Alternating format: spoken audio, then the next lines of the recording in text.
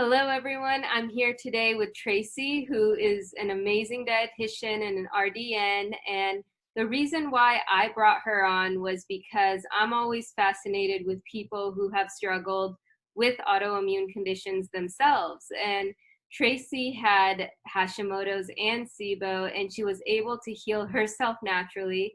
And now she's helping her clients do the same thing. And I'm a big advocate of healing naturally from autoimmune conditions. So now you have two people here helping you heal naturally. And welcome, Tracey. I would love for you to share your story with us. Yeah, thank you so much, Letta. I'm glad to be here. Thanks so much for inviting me on.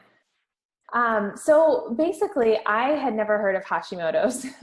In fact, the first time I heard of it, I was like, what is that? I just had no idea, even as a dietitian early in my career, what that was. And so about 5 or 6 years ago, I developed some abdominal pain, and it was just like a persistent aching pain that wouldn't go away. And I went to my Western doctor, my normal primary care provider, to get a workup, and left with the diagnosis of IBS, which basically meant she didn't know what was going on, but she couldn't find anything seriously wrong. So that wasn't quite satisfactory for me. I wanted an answer. I didn't want to live in pain.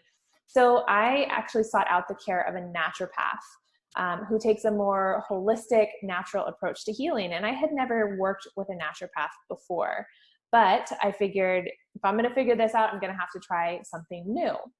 So I went to this naturopath, and it was like she was reading my mind, asking me about my symptoms. Do you have this symptom? Do you have that symptom? It's like, yes, yes. How did you know that?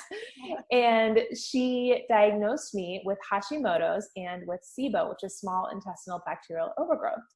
And all of a sudden, all of these symptoms that I had, fatigue, brain fog, digestive issues, my period was gone, all of these different symptoms all came into place and made sense together with that diagnosis of SIBO and Hashimoto's. And so that kind of launched me into years of learning about natural and holistic healing, and basically experimenting on myself, learning how to heal autoimmune disease and digestive disorders naturally with, other interventions, supplements, medications if needed, but primarily with a diet and lifestyle approach.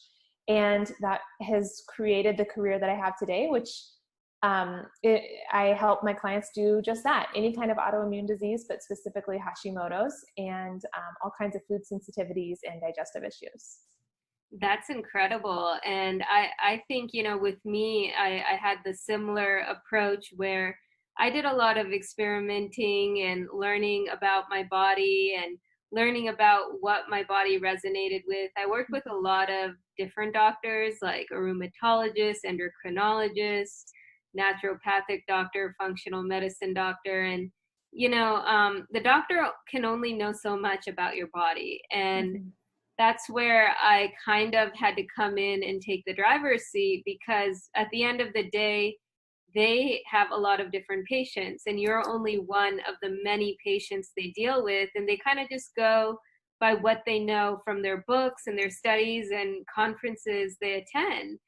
And, on my journey, I attended a lot of these health conferences just so I could learn about, what they teach there. And it's very much textbook oriented, and there are very little answers when it comes to anything dealing with autoimmune conditions.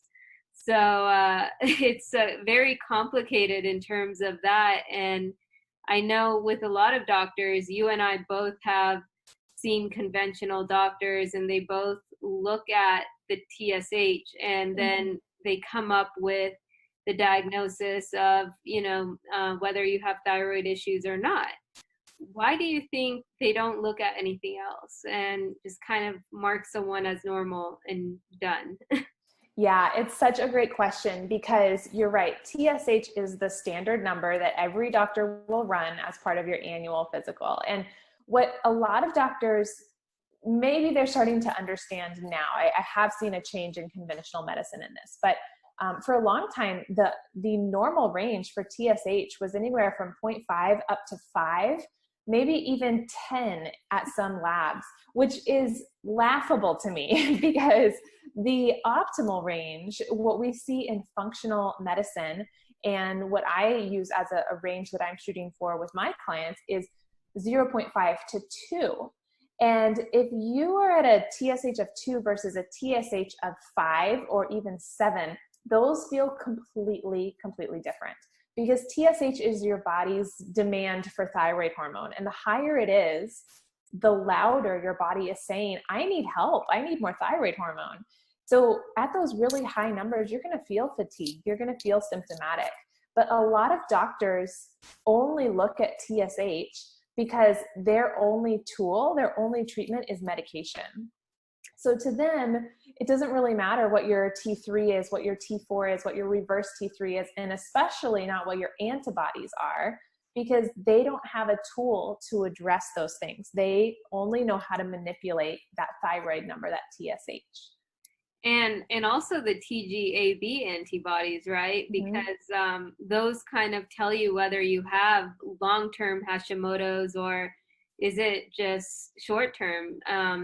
You know, a lot of these women I work with, they think if they lower their antibodies, everything's going to be okay and functioning. And I didn't, like, with my experience, I don't think that's been the case, because these antibodies can move from one organ that's stressed to another organ in your body and start attacking that. So you have to kind of take that whole body approach, which is why I wanted to bring you on. And I love that approach, because if you don't take that approach, you know, you could live with autoimmune conditions your whole life, right?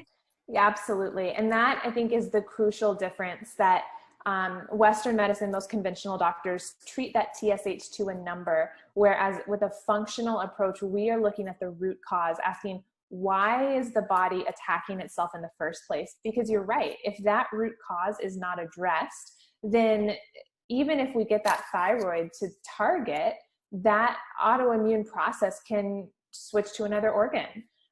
There are a bunch of different autoimmune diseases out there, and they all share some common roots, autoimmunity in general. And so it's so important to address that so that you can truly live a full and healthy life. Exactly. And I think, you know, with autoimmune conditions and them, like the antibodies going from one organ to another, a lot of these women, you know, they face a challenge when it comes to just healing. That it's like they tried food, they tried having the clean diet, and it's not working. They're working out, they're doing all these things and following protocols to a fault and not seeing results. Do you see that a lot with your clients? I do, because I think there are some key things that get left out of the picture. I think stress is really underestimated. The impact that stress can have on our bodies, on our health, and specifically on our thyroid. Lifestyle, so you mentioned diet, you mentioned exercise, you mentioned protocols, but lifestyle, are we doing things that we enjoy? You know, is our life fulfilling? That's an important thing. Mindset is super important. Just really trusting that our bodies can heal and knowing that they're capable of that. Digging for hidden root causes like heavy metals or mold toxicity or viruses. Those things, if not addressed, you can be eating a perfect diet and you can be exercising. You can even be managing your stress, but if you haven't addressed those root cause triggers, then you're not going to experience full healing. Yeah, that's so interesting, because with my sort of diagnosis, it took me 4 autoimmune conditions to understand that, you know, my genetics played a bigger role than I thought it did. And growing up, you know, I saw that my dad had a lot of skin problems, like a lot of hypopigmentation sort of issues. And, you know, my mom, she had something called psychosis, which is mental sort of issue. And you know, and then as I grew older, I'm like, okay, maybe I need to look into my genetics. And I found out why I was like, I had all these markers for oxidative stress, for inflammation, and they were definitely turned on. And to turn them off, you have to have the right supplements to be able to get in the right pathways of your body and have them work, right? Yeah, there's a lot of tools out there. And I know for myself, when I first started, it felt really overwhelming to try and figure out, what do I do? Where do I spend my money? What's worth investing in? How do I know if this is going to work for me? And part of it is trial and error, and part of it is having like a resource to turn to as well. Right. And then, so I have a question here for you from Yeah. another woman, and she says, I have tried to tell doctors that I can physically feel myself flip from hypo to hyper, vice versa, even with no medication change. Do you think this is possible? I have not had a stable TSH for over 3 years.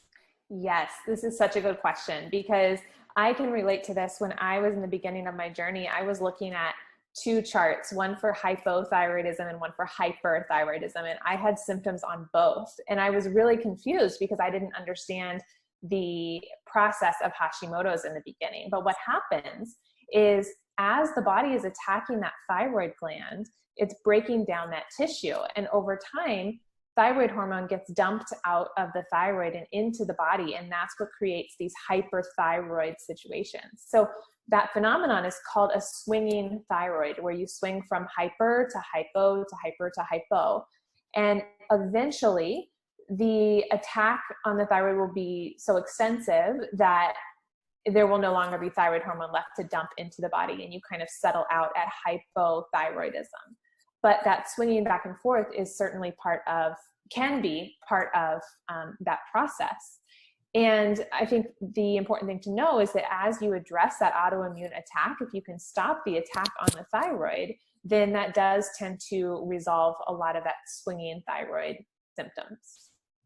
Absolutely. Bringing your body back into balance makes a huge difference. So much difference, yes. So the next question I have is, I have a low thyroid since 2017, and I've been on synthetic T4, and the labs always showed normal. In November, I started having heart palpitations, anxiety, sweating, tremors, shaking, pounding, racing heart. Wow, that's a lot of symptoms. It is. And none of these symptoms have changed despite the medication. And I was also put on T3, and I haven't seen any of these symptoms change, and my antibodies aren't different either. What is going on? Yeah, so it's a great question. There's a couple of things that come to my mind here. First of all, that autoimmunity can take time to develop. So this person mentioned that she had always had normal and stable labs, and then just in November, she developed all of these symptoms: heart palpitations, anxiety, sweating, tremors, racing heart. I mean, that's scary stuff. And that can happen when that attack on the thyroid becomes so progressive. It does lead to that tissue damage, and we start to see these symptoms manifest. To address the lab component, I'm not sure which labs are being referred to here, if it is TSH, T3, T4, or if it's the antibodies that haven't changed. But what I would say is that let's just look at the antibodies in particular. If those antibodies haven't changed despite the medication change, what that points to is a need to dig for the root cause. So kind of going back to the beginning, what we talked about a little bit ago, we can use medication to treat our TSH and get our thyroid numbers to a particular target, but the antibodies are the marker of autoimmune process in the body, and those are going to stay elevated as long as there is a trigger that is continuing to cause them to be elevated. So that means digging into, could it be gut infections? Could it be stress? Could it be nutrient deficiencies? All of those things contributing to that. And what's so insane about this is that, I took Armothroid, and my symptoms amplified. Like I started getting hair loss. I was gaining weight. I started feeling very tired, and I told my doctor, and he was like, oh, sometimes it gets worse before it gets better. No, and I was like, no, you're not supposed to be losing hair. That's just straight unhealthy. Right. And so I took myself off of that. And then a month later, I'm like, all right, I'll just try nutrient therapy. And then that wasn't, I think the effects of that Armour-Throid just carried on. Mm-hmm. And then, he put me on Tyrosine, and also LDN. And he Yeah. said the LDN would decrease my antibodies. It increased them. It was like 180 then it jumped to like 370. Wow. So I stopped taking all of it, and it just so happened that I was at a muscle testing place, and they told me my adrenals were the issue. So, when I started fixing my adrenals, my thyroid numbers jumped back to normal. Yeah, isn't that amazing? I mean, you touched on two really important things here, and that is that different medications work in different ways and they affect different people differently. So if you're not feeling good on your medication, it's important to bring that back to your doctor and consider a different type of medication. And that's where knowing those numbers, T3 and T4, and not just your TSH, can be really valuable, because if you need more T3, maybe you want to consider supplementing with a T3 medication and not a T4 medication. So I'm such a fan of understanding the different types of medications and having that dialogue with your doctor about which one would be best for you. And then the other thing that you said that was so interesting is that you addressed your adrenals and your thyroid came back into balance. And that is really where that stress component ties in for a lot of people. If our adrenals are overly taxed, which can happen for a variety of reasons, but let's just say it's stress. That can be a stressor, like I feel so stressed about work, or it can be an internal stress, like an infection or poor sleep or living in a bad environment, things like that. That affects our adrenals, and our adrenals and our thyroid kind of play this balancing game.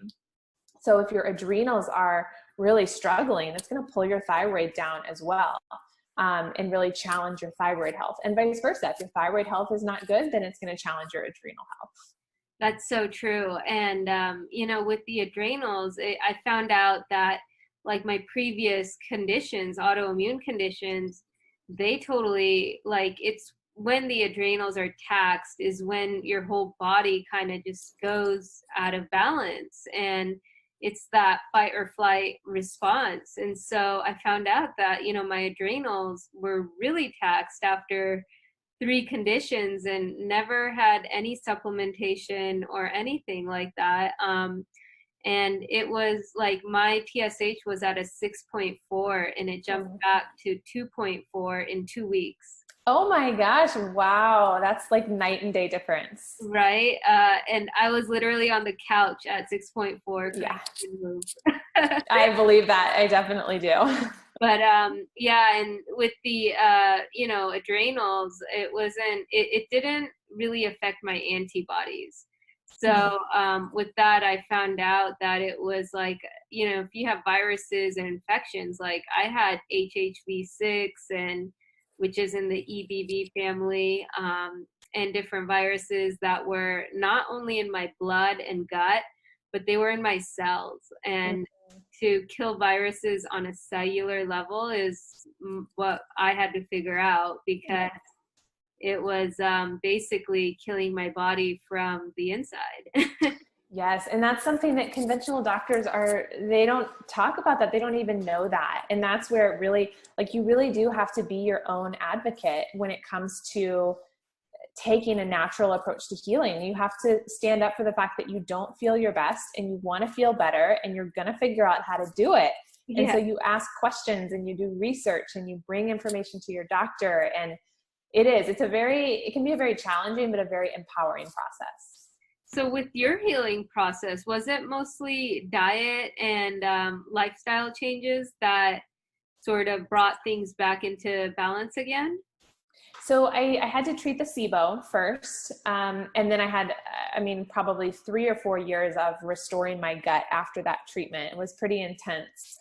I had gut issues before that, but the antibiotics, multiple rounds of different antibiotics that my doctor had put me on, I would not do that approach again. I would do it differently. But treating the SIBO, then healing my gut through diet and supplementation, but also treating underlying viruses. Epstein-Barr was an underlying factor for me as well. So I treated that using IV nutrition therapy, vitamin C and hydrogen peroxide IVs, which were very effective in helping me get that under control. And then working on just supporting my adrenals and optimizing my liver. The other thing that I learned about myself is a couple of genetic SNPs, or single nucleotide polymorphisms. So the MTHFR mutation affects the way that my body methylates, which affects detoxification. And then I also have a gene that affects my nitric oxide production, which affects circulation. So if your body is not circulating well, it's not oxygenating well, and then it's not healing very well. So there were a lot of pieces to the puzzle. And it was like every time I turned over a stone, I addressed that and I felt a little bit better. And then I turned over the next one and I addressed that and I felt a little bit better. So it was definitely a process. Absolutely. I was the same way. And I was like, oh, I thought I'm healed, the whole adrenal thing, but I'm like, wait, my gut is still not working. Mm-hmm. Yeah. I actually, it's interesting you mentioned the hydrogen peroxide IV with the vitamin C. I actually tried the drops, like the 35% food grade drops in water, and I would have them 3 times a day, and I worked up to like 26 drops. Uh-huh. But I think it's more effective through the bloodstream. Definitely. There's a huge difference. In fact, I saw a research article recently that compared vitamin C orally versus vitamin C intravenously. And the vitamin C orally, your body maxes out at absorption at a certain level. And it could only, I forget the specific numbers, but the blood level achieved of vitamin C was magnitudes lower than what you can achieve with even just a very small dose IV. So it was interesting to me to see how powerful they really can be. Wow. And you did like years of this, huh? I did. This is, from the girl who would run from a needle growing up. I did IV therapy twice a week for a few months, and then once a week for a few months, and then twice a month for about another year. So it was a lot.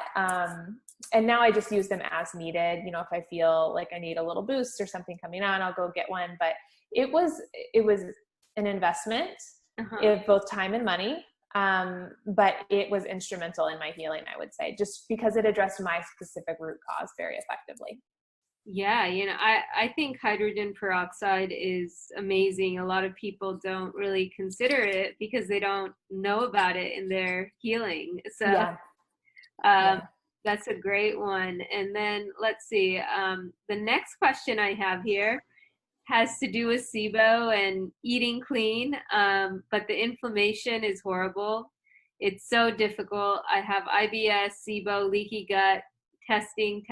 I can never get the correct answers. How do I fix this? Yeah, it can feel overwhelming. And so what I usually recommend with my clients is I start everyone with a simple elimination diet. I have a lot of people who come to me and they want to do this test and that test and all of these expensive things. And I usually say, let's just start with a basic elimination diet. It's usually something along the lines of like a paleo template that eliminates the most common triggers: grains, dairy, soy, corn, things like that. And my first goal is to see if we can find a lower symptom or an asymptomatic baseline, basically to just support quality of life. I want to get those symptoms under control as quickly as possible. So sometimes we're pulling more foods out until we can find something that is manageable. And then when we find that baseline, and sometimes we can't, but hopefully we do, that's when then we start to assess, okay, if we bring this food back in, what happens? How does that affect me? And that kind of starts to help me build a picture depending on the response and the symptoms helps me build a picture and understand what might be going on. Is it bacterial? Is it functional? Is it structural? Things like that. So that's when then I may decide to do stool testing or refer out for like a scan of some kind, or use herbals or herbal antibacterials or antivirals, things like that. But usually it starts with an elimination diet. And then if that, if we need to dig a little bit further, bringing in some of those other tests. I so agree with that. It's interesting because a lot of these doctors, including all the doctors I went to, were so keen about putting people on supplements. But, what's the point of being on a supplement if your body can't absorb it and you have all this inflammation? You have to get rid of these fires in your body before your body can focus on breaking down food or even the supplements you're taking. And that's one thing that I realize doctors don't do these days, which is kind of sad, because a lot of people that come in with autoimmune conditions, it boils down to inflammation and understanding where this inflammation is and what's causing it, and fixing that before you can do anything else. So yeah, even for me, like I had to completely, like I knew in order to get rid of inflammation in my body, I had to just give my digestive tract a break. So I did a lot of like fasting. I did a lot of like detox baths. I did enemas, and I kind of wanted to just start off with a clean slate. Yeah. And then I also did the hydrogen peroxide, which, like in the oxygen, it totally kills all the viruses and infections you have. So yeah, that was sort of what I did. And then I started doing the elimination diet because I felt like, no matter what I put in my body, I would be allergic to it if I didn't just clean out my body. Yeah. And that's a really important point, that inflammation is it's one of the foundations of developing autoimmune disease, because it's what contributes, that leaky gut is what contributes to interrupting that gut barrier, which is what allows things to get into the body and trigger that autoimmunity. So you're right. It is important to just quench that fire, put it out, and address that inflammation. And we do that through diet, lifestyle, supplements, things like that. There's a quote that I use often that says something to the effect of, you can be eating the most perfect, pristine, organic, however, bells and whistles diet, but if you're not digesting it, then it's not doing you any good. So it's super important. And the other thing that I wanted to mention here quickly is that I think something that's overlooked a lot is the value and the effectiveness of the way that we eat. So eating in a seated, calm, not stressed, not distracted manner can go a very long way. I can't tell you how many people come to me with a ton of gut issues, bloating and constipation and gas and pain, and they're running around and they're eating a bite here and then they're doing this, and then they're eating a bite there and they're doing that. And the only thing we change is for them to sit down and chew their food well, and half their symptoms go away just like that. It's so funny that you mentioned that, because when I had my second autoimmune condition, I had basically I passed out in a gym, and a personal trainer found me and took me to the ER, and that's how I found out I had a hemoglobin of 4.5, basically. Wow. Blood in my body, and I had to get blood transfusions. But I was working with this trainer because like she felt really bad that I went through this experience, and she didn't know anything about autoimmune conditions, but I was also the most impatient person ever. And she would have me sit down and eat dinner with her, and she would have me chew my food 40 times every bite. And I was like, oh my gosh, I cannot do this. And it was like, we would just like stare at each other and chew food. It does feel so strange when I tell people to like turn off the screens and just eat. and to chew until, until it's well chewed. Put your fork down between bites. People are like, I'm so bored at meals. Like, what do I do? It just feels so strange, but it's a really important practice. And it does get easier. It becomes more second nature to chew really well. But in the beginning, it can feel really weird.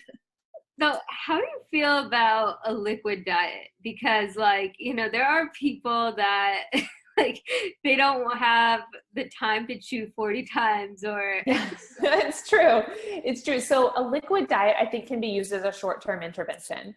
And specifically here, I'm thinking of something called the GAPS diet. I'm sure you've come across that in all of your research, gut and psychology syndrome diet. And it starts with a pureed diet. So when my symptoms were really significant, I did blend all of my food. And it did help, because really what it's doing, it's physically breaking down the food so that your body doesn't have to do that work, and it allows more opportunity to extract those nutrients. So I think as a short-term healing intervention, totally fine. I don't want to take the time to chew my food, maybe not your best long-term strategy. Right. Maybe, because the food also has some nutrients in the core, and I think chewing it makes a difference as well. And it turns on your digestion. Chewing turns on your digestion. So what I see a lot of times is for people who do smoothies a lot, for example, they just gulp it down and they're not activating that rest and digest mode. They're not chewing. So their body, their stomach is not prepared for that food, and it just hits their stomach, and they end up with a lot of bloating because their body is not digesting that. Wow. Yeah. I mean, that's why if I have a smoothie, I have something I eat with it. I don't just drink something. I don't think I could do that diet. It's just not. I know. I like chewing my food. Yeah. I think we've answered this question, but what is normal TPO antibodies? What is considered high, and can high antibodies cause fatigue, weight gain, loss of eyebrows, brain fog, and hair loss? Yes. So this is a great question because it kind of ties everything together here. So yes, all of those are really common symptoms of Hashimoto's: fatigue, weight gain, loss of hair, eyebrows, eyelashes, brain fog, irregular periods, cold hands and feet, etc. Super common symptoms of Hashimoto's. And we know that someone has Hashimoto's when they have elevated antibodies, which is that TPO number. So TPO and TGAB are the two primary antibodies that we look at to diagnose Hashimoto's. So for TPO, we usually want to see those less than 35. It depends on who you talk to and what lab in particular you're working with, but less than 35 is the number that I use. And it is possible to get those antibodies down by addressing the root cause. So some of the things that we kind of mentioned above, looking at, are you dealing with viruses? Are you dealing with too much stress? Are you eating, maybe you're severely allergic to dairy and you're eating dairy every day. Or, maybe you have a gut infection or candida. Addressing and treating those root causes will alleviate that attack on your body and help to allow those antibodies to come down, because they're no longer needed. Your body's not under attack anymore. Exactly. And a lot of people, I think we spoke about this a little bit, is that they believe that their antibodies can just be brought down. For me, it was like a gradual process. My antibodies dropped from 240 to 180, and then 180 to 160, and then it took months for it to even drop down to 80, and then it was a gradual sort of drop. Was that the same experience you had? Yes, and I see that most commonly. We'll see them come down in chunks, 20, 30. The first time I measured 3 months after I was diagnosed with antibodies above 1,000, they had come down to 700. And then the next time they had come down to 500. And then it was more gradual from there. So you can see big gaps, but for the most part, it does take a little bit of time to bring those antibodies down. Absolutely. And I don't know, even when my antibodies were none, basically, I was still getting hair loss, but not fatigue or, some of the other symptoms, and my weight kind of, I've never had a weight issue because I always kept myself in check. Like I tried not to be like insulin resistant or, have like high blood sugar spikes or eat anything that would cause that.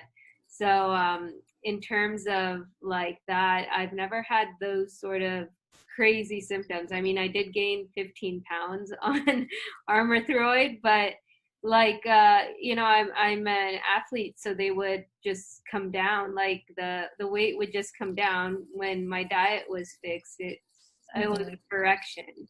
But I don't see that like there's a correlation between hair loss and antibodies. Do you see that? Or So what I tend to see is that something like hair loss, there's a lot of nutrients involved there as well, and healing takes a lot of nutrients. So sometimes I see a delay with some symptoms coming back into balance for a few months after we've gotten antibodies down to goal. And that's because the body has stopped the autoimmune attack, but there may still be some healing that's going on and some restoring and repairing and replenishing of nutrients that were used up in the healing process. So yes, that's definitely, that's not uncommon. that's great. And then let's see, what's the next question? Is it really possible to go into remission from Hashis permanently? And how do we do it? Well, you have two people here that have Hashimoto, so I would think it's possible. Yes, absolutely. What I always remind people is part of autoimmune disease is genetics. So we always have the genetics. We can't change our genetics, but we can change our lifestyle, and we can take away our triggers, and we can heal our gut. And those are the foundations that make up autoimmune disease. So if we knock those others out of the way and all we're left with is genetics, then our autoimmune disease is essentially in remission. And that's not to mean that it can't come back. We can deal with flares. I have dealt with Hashimoto's flares over the years, symptoms coming back up triggered by maybe an illness or an infection or a move or stress or any of those things. But we have the tools to bring our body back into balance and to heal again. So yes, it is possible to go into Hashimoto's remission and to keep it that way. And really the way to do it is to do what we've been talking about, which is address those root causes in your diet and lifestyle, and really take good care of yourself.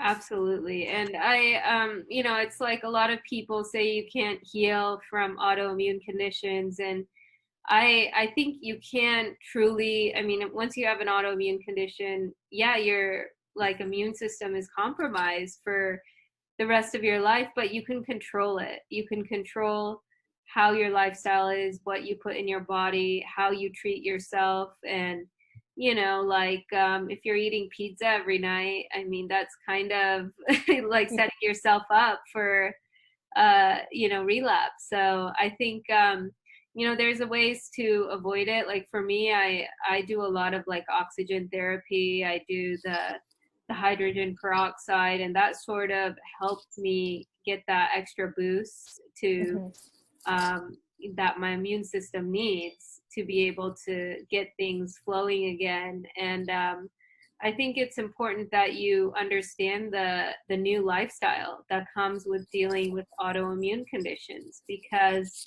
it's not just it's your whole life is different. After you have an autoimmune condition, you can never live like the average person lives. And this is something that you have to get through your head, because there were so many times in my life where I wish I just had a normal functioning body and I wish I just like could fit in the crowds of people who drank beer and ate pizza and lived a really like social life. And over the years I got into knowing, like, did a lot of spirituality and learning about myself, and I said, it doesn't make me unique if I was like that. It doesn't, a lot of those people may have these conditions and not even know it. how lucky are you to have found out you have this condition and you can do something about it and have it not get worse, you know? Yeah, absolutely. I can relate to that. There have definitely been times where I wish I could just go to the local food truck or food stand and just like buy some food and not have to ask all of these questions about it. And there are certainly some inconveniences that come along with this new life. But at the same time, I'm so grateful because it has allowed me to understand my body and empower me and equip me to care for my health so much more effectively than I did in the past. I mean, I lived a very standard American life, very standard American diet, and Hashimoto's basically has given me this opportunity to care for myself and to teach others how to do that as well. And that's incredible. I mean, even in my family, I grew up, my dad was a pharmacist, my sister is a pharmacist, you know, my cousins are pharmacists. And like, if I speak to them about genetics, they laugh at me, you know, like once I remember I'm like, Dad, I think the mold in the house is causing my autoimmune condition. He's like, get out of here. Every place in the world has mold. A very different perspective. Yeah, you know, I called a person to get mold testing in the whole house, and he was so upset because it's like, you know, every house has mold. You cannot get rid of mold. It's tough, but mold is a major trigger for a lot of people. It was one of my triggers as well.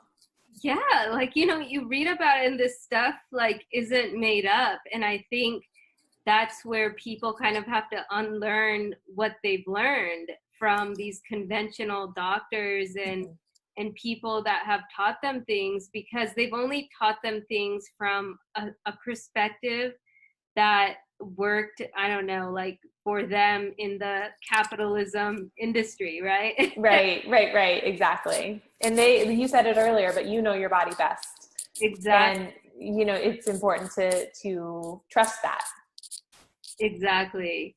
So yeah, and let's see, I'm gonna go into a couple more questions here because we're running out of time. Okay. Let's see. So what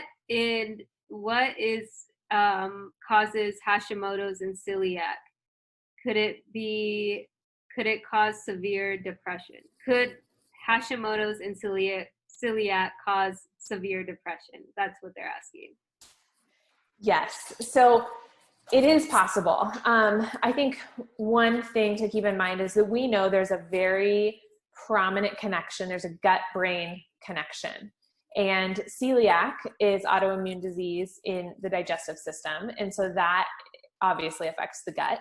And Hashimoto's, because thyroid hormone is used throughout the entire body, that also affects the gut. So depression is a common symptom of hypothyroidism in particular, which is the eventual result of unmanaged Hashimoto's disease. So I think we can ask ourselves, well, what do we do about this? Except, you know, we know that we can use medications, we can use antidepressants, but a lot of people have concerns about those because of side effects, or they don't want to be on them, or whatever the case may be.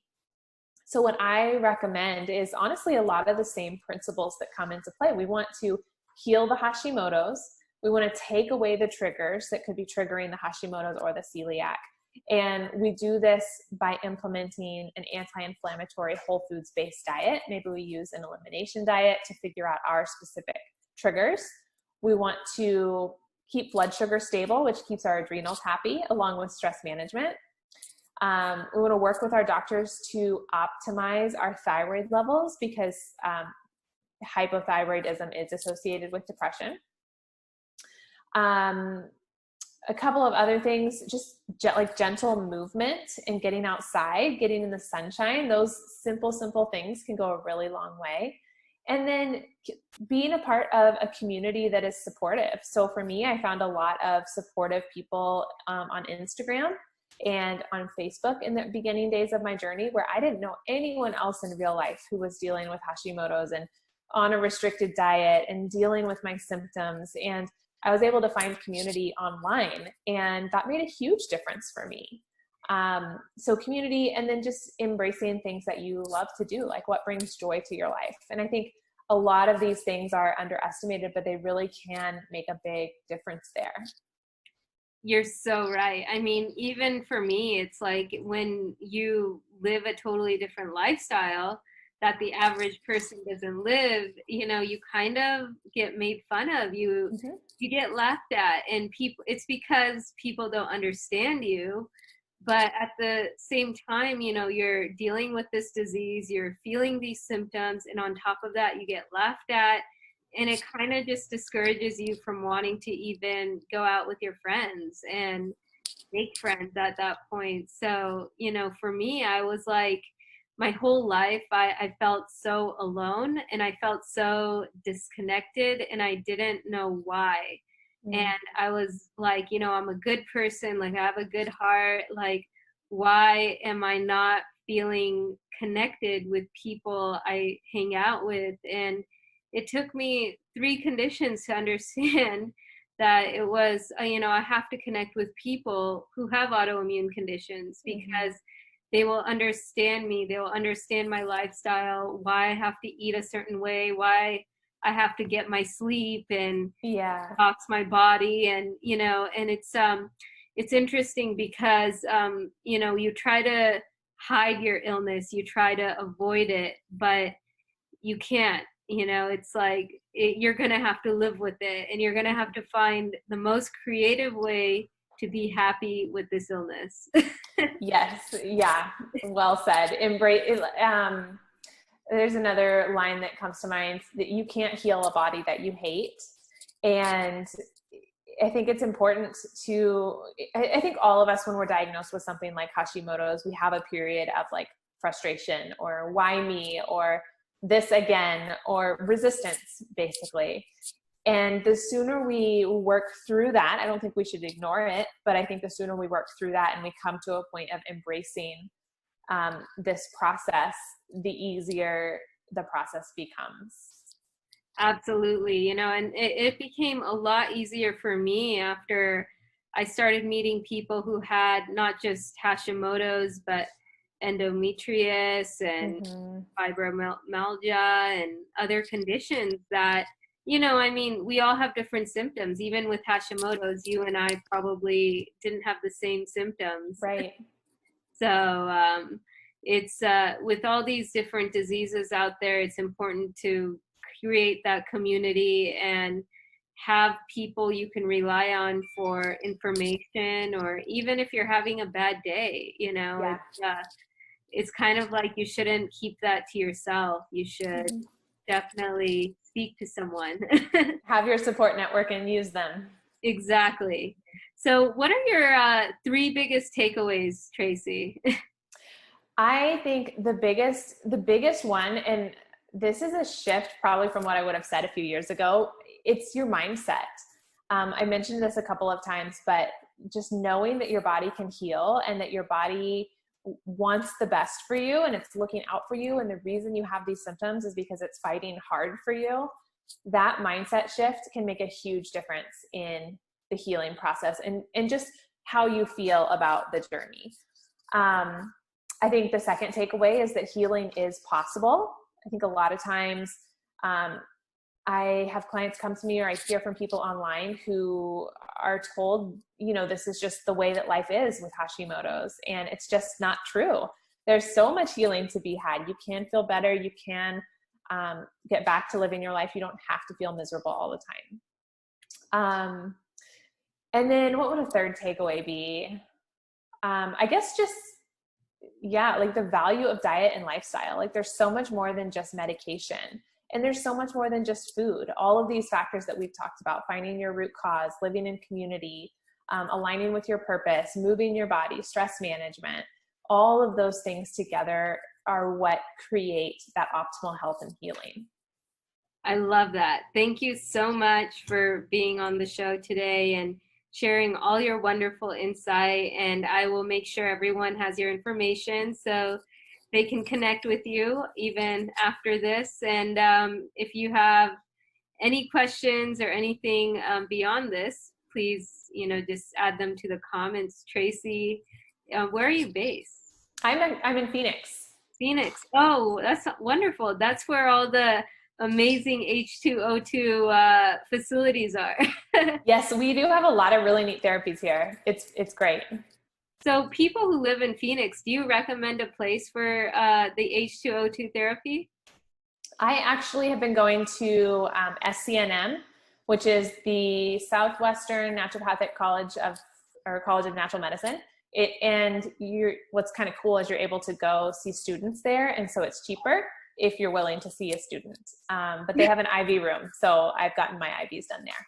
That's incredible. It's Mm-hmm. affordable. Otherwise, I remember mine were like $190 for 90 minutes. It's not cheap. No, the hydrogen peroxides I think are like $90 at SCNM.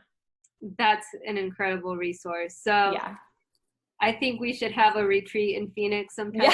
Yeah. Seriously, come on over. Awesome. Well, thank you. Yeah, thank you so much for having me on. It was great to chat with you. Great.